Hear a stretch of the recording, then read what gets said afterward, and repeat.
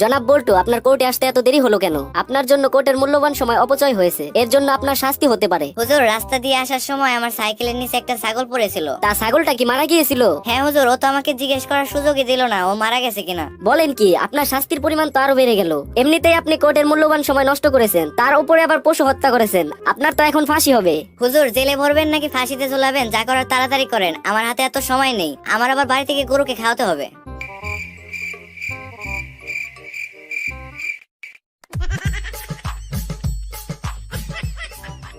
ধর্মিয়া, এটা কি মোবাইল দিছেন? দেওয়ার আগে তো বলছিলেন সারা জীবনেও নষ্ট হবে না।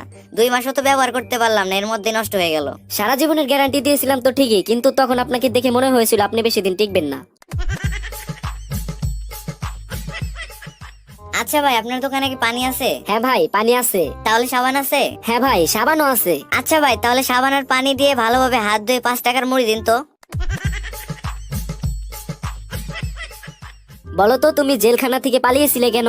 হুজুর, জেলখানার খাবার খুবই জঘন্য, খাওয়াই যায় না। কিন্তু তুমি জেলখানার তালা ভাঙলে কিভাবে?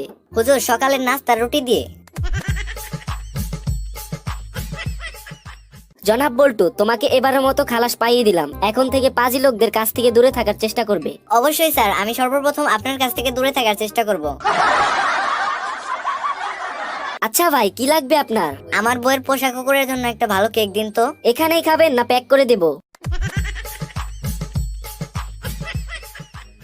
সমস্ত তথ্য ও প্রমাণের ভিত্তিতে জনাব বল্টুকে বেকসুর খালাস দেওয়া হলো। জনাব বল্টু, আপনার কি কিছু বলার আছে? হুজুর, তাহলে কি আমি আমার চুরির টাকাগুলো নিজের কাছে রাখতে পারি?